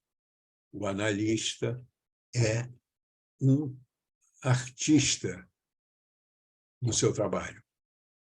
É da questão da criatividade, da possibilidade de oferecer ao outro a chance de viver criativamente e seguir vivendo. Isso é poesia na veia, né? Essa arte de você, através da palavra, conceder ao paciente essa chance. Né? Então, e lembrando também do próprio Freud, né? Das leituras do Freud, do valor que ele dava, do que ele aprendeu com isso. Eu vou pontuar primeiro alguns pensadores e artistas, tá? Que falam, trazem contribuições para tudo isso que nós estamos falando agora. E, no final, eu vou mostrar para vocês um vídeo que é rápido, que também esse vídeo vai falar do que é uma análise numa clínica winnicottiana. Eu falei clínica winnicottiana, eu quero dizer uma coisa que eu já disse em outras vezes, mas quero repetir porque isso é fundamental. O Winnicott foi categórico. Ninguém se declare eu sou winnicottiano. O Winnicott foi categórico. O winnicottiano sou eu. Você é você. Vai ser aquilo que você é. que é a coerência com o trabalho dele, né? Seja aquilo que você é no seu trabalho. O winnicottiano sou eu. Porque muitos se dizem, não, que eu sou freudiano, eu sou lacaniano. O Winnicott, olha, não tem essa história. O winnicottiano sou eu. Seja aquilo que você é, absolutamente coerente com tudo que nós estamos falando. Bom, pegando então esses... Olha só, as contribuições de pensadores e artistas. Enfim, vou falar aqui. Jean Cocteau, que ele diz, não sabendo que era impossível, ele foi lá e fez. Olha, isso é clínica do Winnicott, né? Ele não sabia que era impossível. Se dizem para ele, rapaz, você não vai, aí ele não vai fazer tongas, né? Não sabendo que era impossível, ele foi lá e fez. O Paulo Leminski, que deu uma entrevista antes de morrer, que eu acho super interessante, que ele diz que poesia não serve para nada, não fiquem vocês achando que a poesia serve para nada. A poesia serve para abrir caminhos, né? Para você viver novas emoções com você mesmo e tal, para você se encontrar mais com você mesmo, ela serve para isso. Quer dizer, isso para nada é tudo para nós, né? Paulo Leminski dizia, isso de querer ser, olha só, exatamente aquilo que a gente é, a gente querer ser isso, ainda vai nos levar além. É perfeita essa frase do Leminski. Um gênio, né? O Rainer Maria Rilke. Escreva dentro de si uma palavra profunda. Se for afirmativa, se puder contestar àquela pergunta severa por um forte sou, então construa sua vida de acordo com essa necessidade. Seja, né, se você... Eu sou isso. Né? Vamos pensar assim na questão do gênero, né, da sexualidade. Né?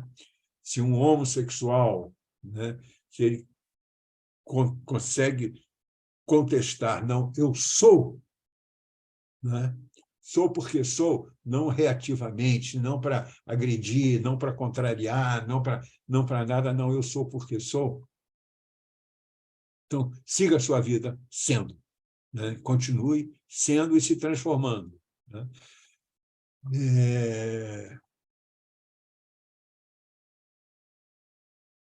Marcelo Camelo, aquele de Los Hermanos.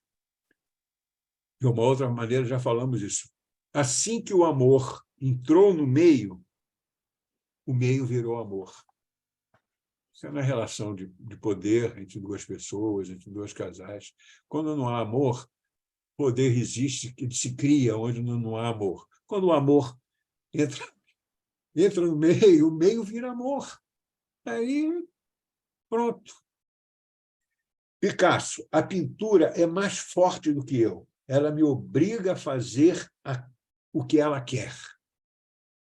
Né? Nós também.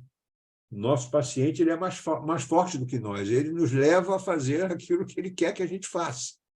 E nós temos que acolher e seguir para atender às necessidades dele. Só tendo as suas necessidades atendidas que ele vai poder ter acesso aos seus verdadeiros desejos. Isso é importante citar também na obra do Winnicott. Primeiro a necessidade, depois o desejo. Sebastião Salgado. Não é o fotógrafo que faz a fotografia, são as pessoas fotografadas que oferecem muito do que você faz, do que o fotógrafo faz. Agora, do pensamento indígena, a fotografia retira a alma.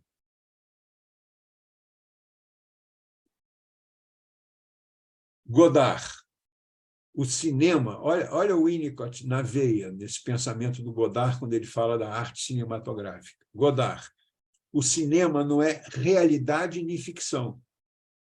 Localiza-se no espaço intermediário. Expressão winnicottiana.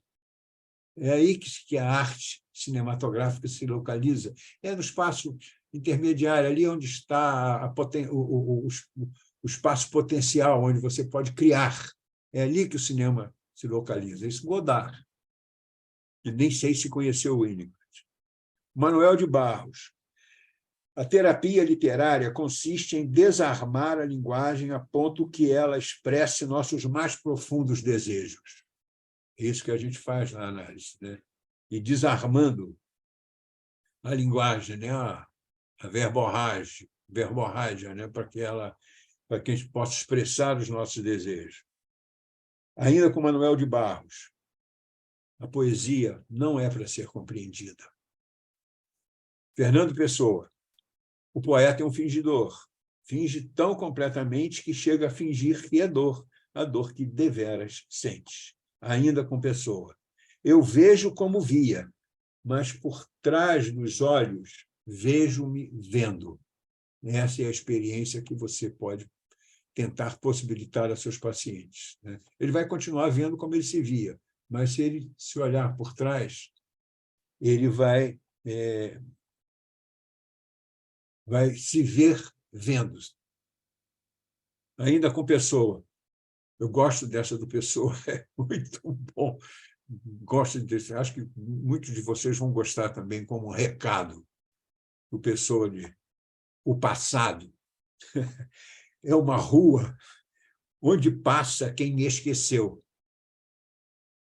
Viu, Luciano? Por isso que eu disse a você, eu no mini currículo, quem foi hoje não é mais, é o mesmo que nunca ter sido. Fernando está no Fernando Pessoa. O passado é Darcy Ribeiro e Fernando Pessoa. O passado é uma rua onde passa quem me esqueceu.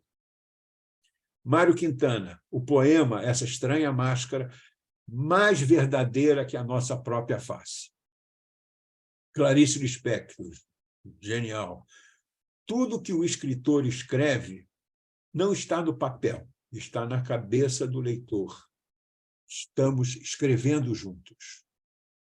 Isso é o que se passa na a relação compartilhada, o fazer compartilhado, né? Tudo que o escritor, tudo que o paciente está nos falando, ele não está naquilo que ele está falando. Ele está na minha cabeça. Nós estamos fazendo isso juntos, estamos compartilhando, estamos escrevendo juntos. Ainda com a Clarice. Não quero apenas a terrível limitação de quem vive do que é possível de fazer sentido. Eu quero uma verdade inventada. É isso que o paciente procura numa análise winnicottiana. Antônio Machado. Não há caminho. Um poeta espanhol, né? O caminho se faz caminhando. E o nosso Tiago de Mello, amazonense, médico, né? Morreu com quase 100 anos. Não, eu não tenho caminho novo. O que tenho de novo é o jeito de caminhar. É isso que nos traz uma análise, né?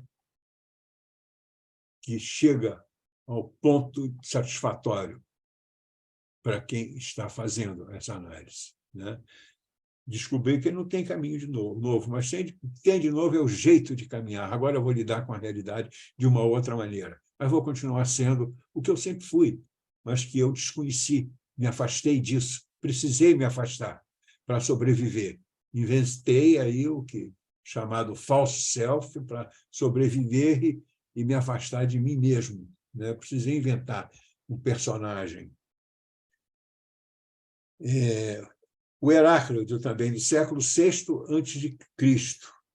Se quiserem saber o que é a música, é lindo que ele fala sobre a música, que é a arte da música, né? Não procurem a música, busque na tensão entre o arco e a lira. É ali, nesse espaço ali intermediário entre o arco e a lira, que a música se dá. Bom, agora eu quero fazer uma referência ao silêncio, antes de terminar, fazer uma referência ao silêncio, E o Winnicott recomenda que tanto o silêncio do paciente quanto o silêncio do analista, né, a clínica clássica ela tendia a entender o silêncio do paciente como uma forma de resistência. Interpretava o silêncio. Isso é invasivo, né? Silêncio é sagrado. O que está acontecendo ali? Deixa ele curtir e cultivar o silêncio. Aguarde. Vamos ver o que vem daí. Para a clínica do Winnicott, a espontaneidade, a abordagem interpretativa do silêncio é invasiva, perturbadora, e um momento sublime, tão sublime quanto o mágico do encontro analítico, pois remete ao encontro da relação mãe-bebê, que é um encontro também mágico, ali, sublime, mágico, onde muita coisa está acontecendo ali, o silêncio, né?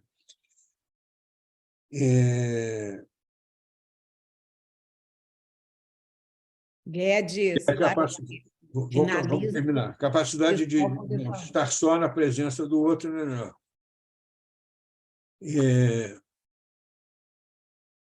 Então, eu escrevi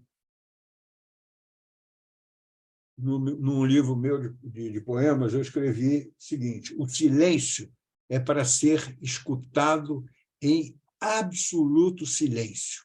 Quem infringir essa lei deve ser autuado por crime contra a criatividade. Isso aí é uma plataforma que eu defendo. Bom, então, encerrando, na clínica do Winnicott, a trajetória do indivíduo nessa espécie de anamnese constante leva à busca de reencontrar o ser verdadeiro, agora integrado para sentir em frente. E juntando a natureza, terminando, juntando a natureza com que nós somos parte dela, que o Winnicott nos apresenta, e falando do pensamento do Winnicott como uma coisa absolutamente simples, mas, ao mesmo tempo, sofisticada. Eu queria terminar com um vídeo que eu vou pedir para Daniele que vai passar. a Daniele colocar, ela já está avisada, um vídeo que vocês vão conhecer, para quem não conhece, mas acredito que quase todos conhecem, um grande poeta, um grande músico, que era um pintor de paredes. Era um instantinho, Daniel. Pintor de parede. Que esse pintor de parede escreveu obras belíssimas, não só como poeta, mas como músico. Queria que vocês soubessem, então, muitos não sabem, mas Villa-Lobos, o grande maestro Villa-Lobos, subiu algumas vezes o Morro de Mangueira para ver o que o Cartola tinha de novidade como harmonia. Ele era fã do músico Cartola. E essa música descreve um percurso de uma análise de winnicottiana feita pelo Winnicott, né? Que o Winnicott acreditava como deveria ser. Preste atenção que o Cartola vai nos trazer isso e, com certeza, nunca soube de Winnicott, mas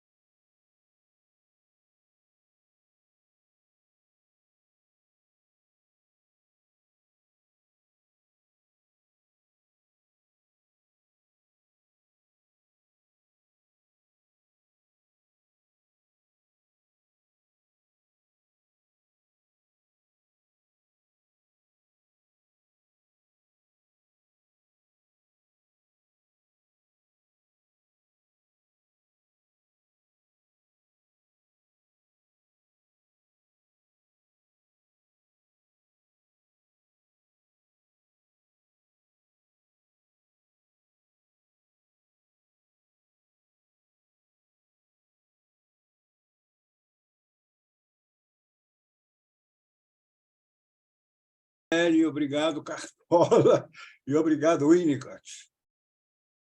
Muito bom, Guedes. Parabéns, muito bom mesmo. Já tem gente querendo falar, mas só rapidamente. Me toca Gente, muito. só um instantinho, eu queria fazer um comentário que eu fiz com a Luciana ontem, quando eu falava sobre esse vídeo. Um país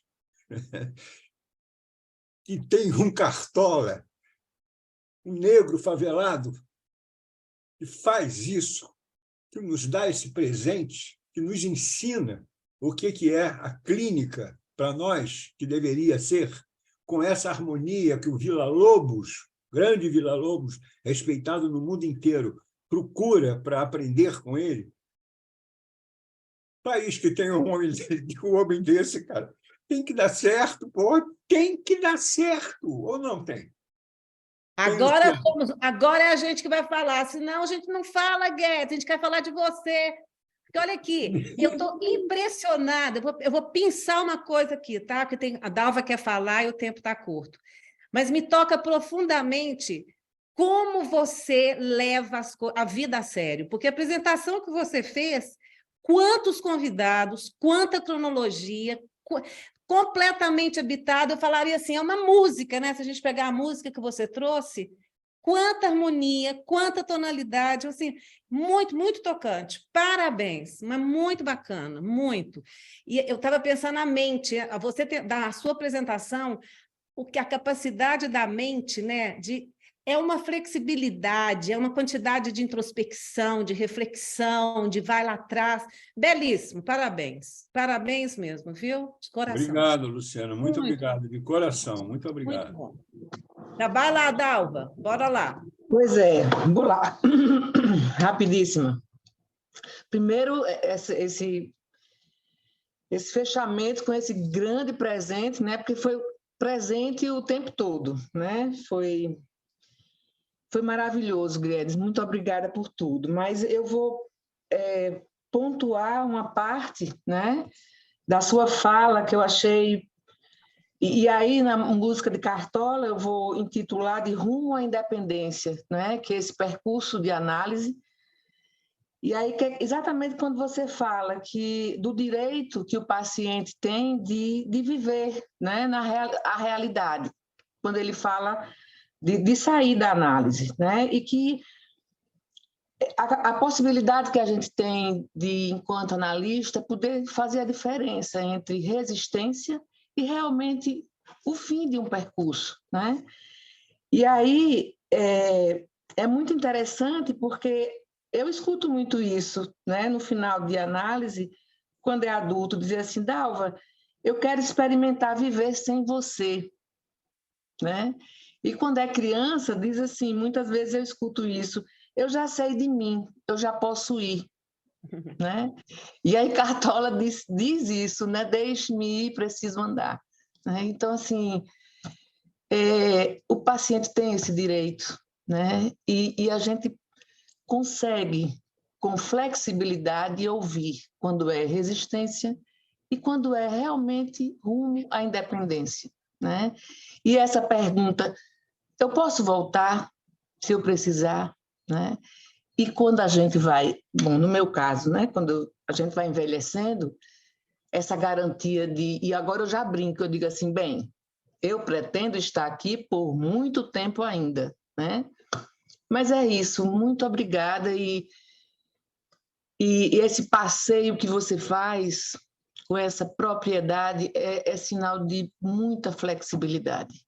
Né? Você é maravilhoso, obrigada. Vocês são maravilhosos. Obrigado, Dalva, obrigado. Obrigada, Dalva. Esse grupo que é concernente, né? que me ampara nos meus delírios. Muito bom. Muito bem.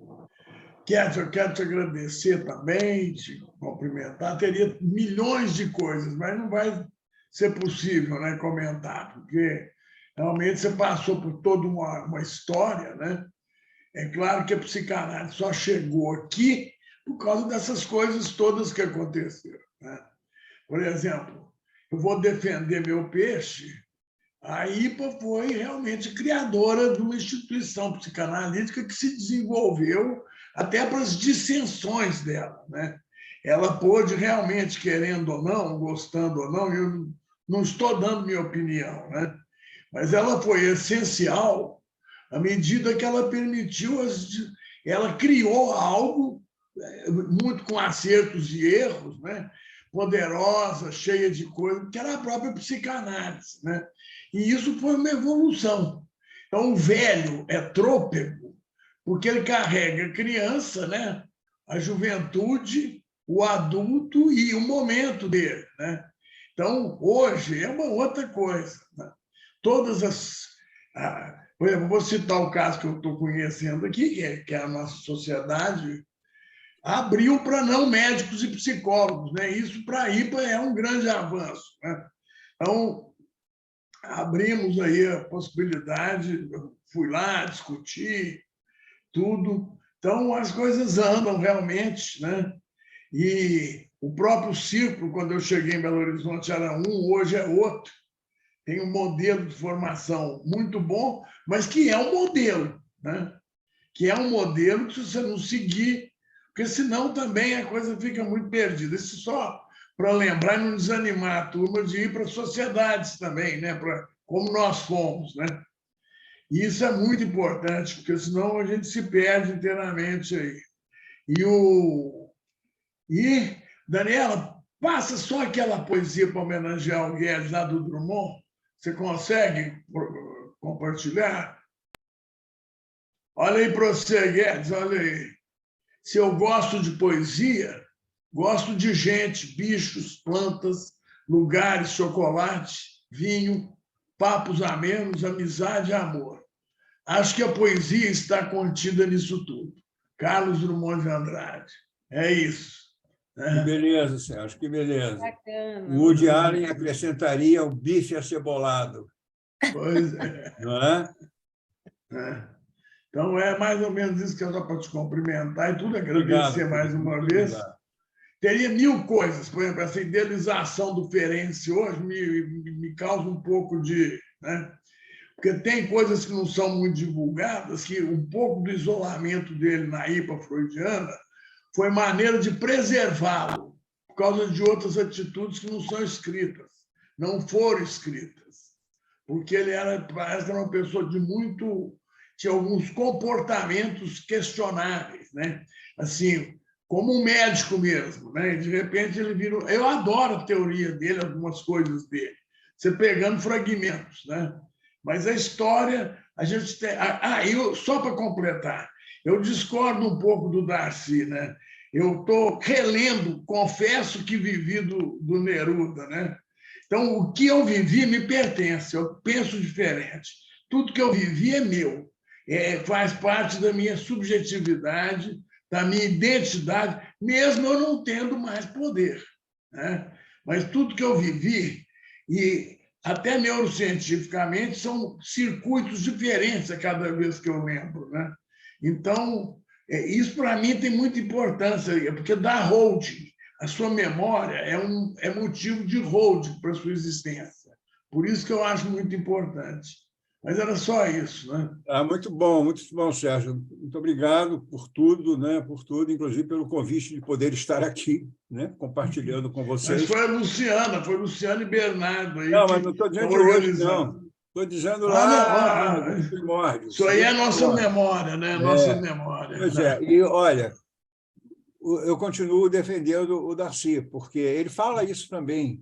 Ele fala isso, tanto que nós estamos aqui falando dele, né? Hoje, né? Da memória que ele nos deixou, né? Porque ele é isso também. Agora, como parte do currículo para uso externo, do que serve isso? É disso que ele fala, né? Quando ele responde em relação ao currículo, né? Agora, o que ele viveu está internalizado nele, né? E escrito em Confissões. Ele escreveu um livro em 2 meses sobre isso tudo, né? Sobre todas as histórias dele. Sim. Histórias maravilhosas, né? Que ele já estava morrendo, doente. Ele precisou de fazer isso e deixou de herança para nós Confissões, né? Por isso que eu aprecio muito memória, não como algo que impede o desenvolvimento, mas como algo que me pertence, que eu posso utilizá-la, né? Que eu posso, como você acabou de fazer, né? Você fez uma trajetória pessoal, inclusive, maravilhosa. Isso é um ponto de vista teórico meu que eu defendo, né? Muito em contrapartida, porque o Bion, quando fala sem memória e sem desejo, é apenas uma alegoria, né? Ele nunca pensou que você vai perder a memória.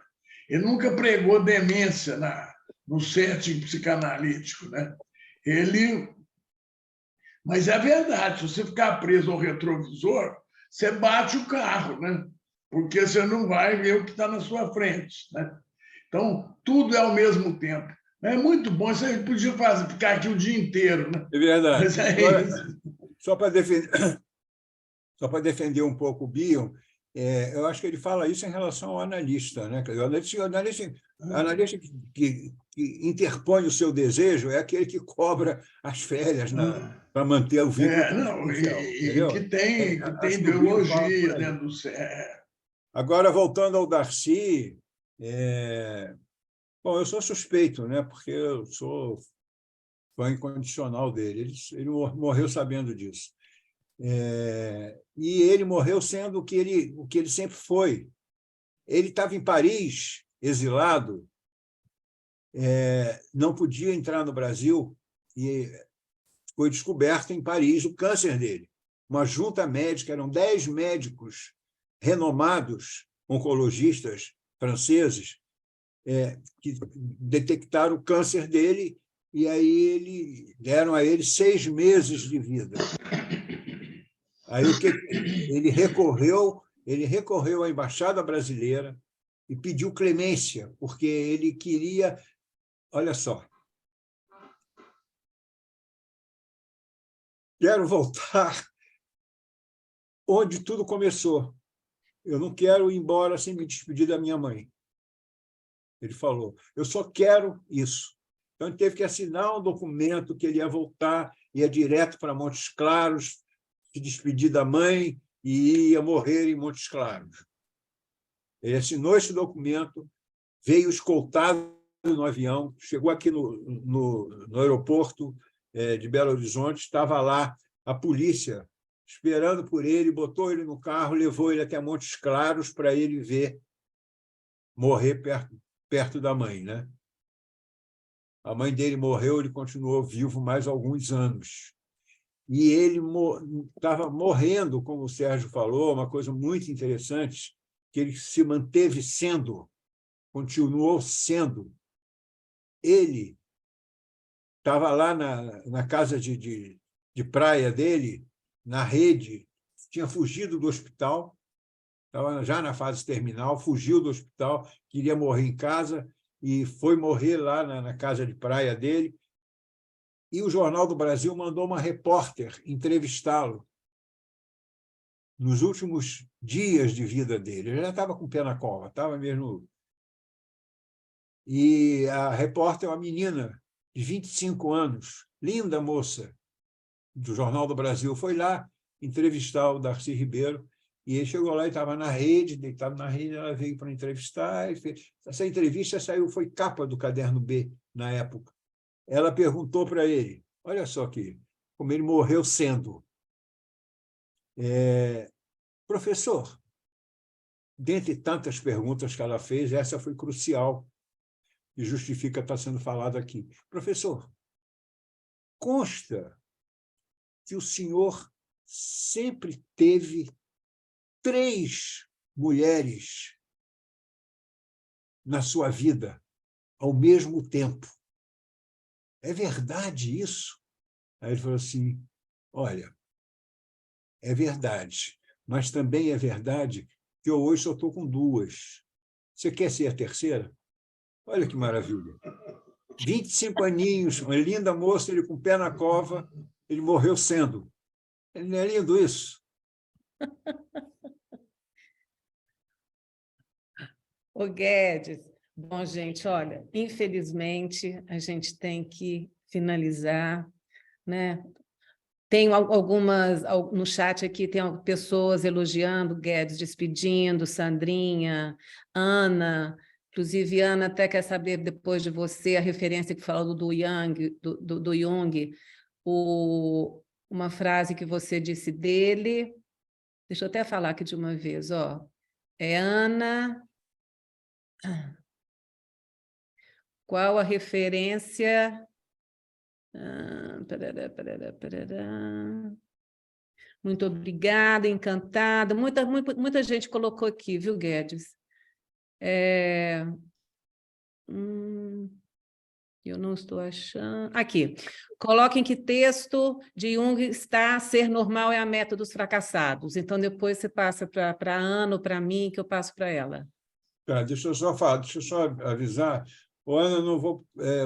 A Ana não está aqui mais. A Ana teve de sair já. Tá, então pronto. Depois você passa para ela direto? Tá, tudo bem. Tá. Bom, hora de falar tchau. Até mais, Guedes. Foi muito bom te ver.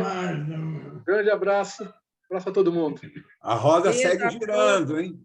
A roda segue girando. Vamos, né? Vamos girando. Inventar a roda foi uma bobagem. O negócio é botar ela para rodar. Obrigada, Gente, muito Guedes. Obrigada a de todo coração. mundo. Então, um beijo em cada um.